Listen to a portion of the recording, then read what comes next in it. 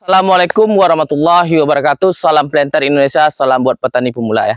Yang mana di sini Adi Petani, di belakang Adi Petani ini, yang ini itu sawit yang udah siap di perawatan, yaitu perawatan piringan sama jalan pikulnya udah bersih, udah kelihatan oleh kamera ya guys. Nah, seperti ini. Ini insya Allah buahnya cukup semua ya guys. Ini buahnya udah mulai baru-baru semuanya guys. Itu guys, itu udah besar guys. Umur 7 tahun 8 bulan guys.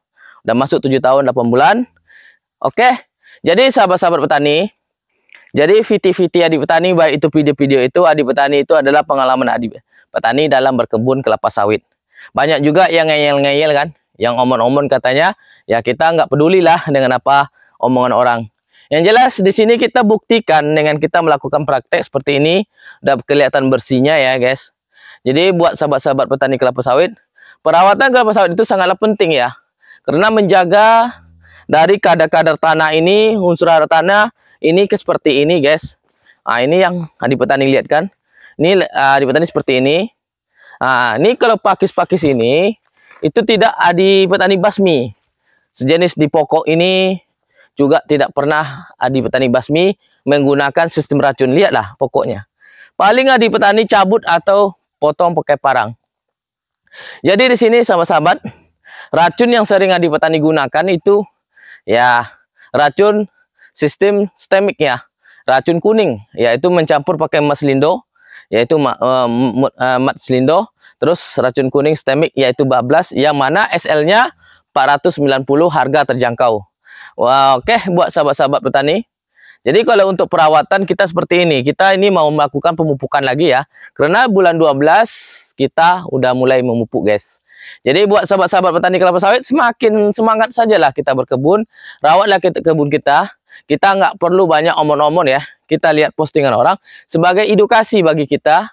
Kita lihat video-video orang itu sebagai edukasi. Janganlah kita saling menjatuh-jatuhkan. Di sini Adi Petani ya, jujur, udah capek membahas masalah baik itu bibit unggul, baik itu bibit abal-abal, terserahlah apa kata mereka. Yang jelas kini Adi Petani fokus kepada dua macam di sini, yaitu pada kebun satu, yang kedua pada konten Adi Petani untuk mengedukasi, untuk memberikan keringan-keringanan dalam perawatan kelapa sawit yang dilakukan oleh Adi Petani di kebunnya sendiri, yang dipraktekkan sendiri.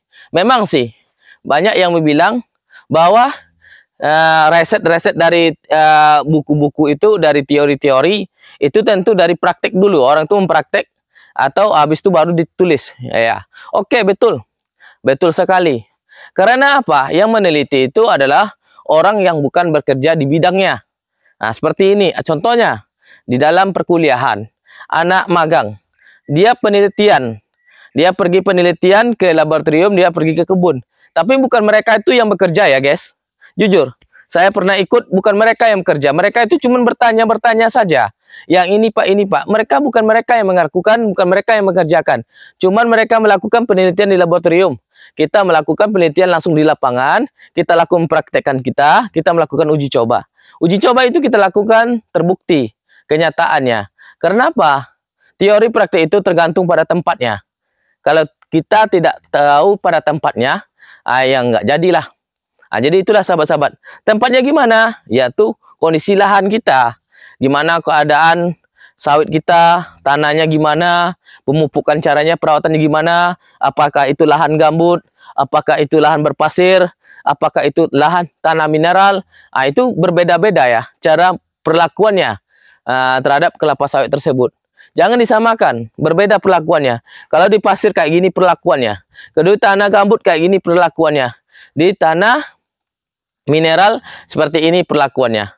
Jadi unsur-unsur hara itu berbeda-beda tergantung pada kondisi tanah dan lahannya. Jadi di situ ada juga yang bilang, oke, saya setuju juga sih, bahwasanya yang pertama untuk menentukan adalah untuk kita mau bikin kebun itu adalah lahannya. Itu utama untuk menentukannya berhasil atau tidaknya.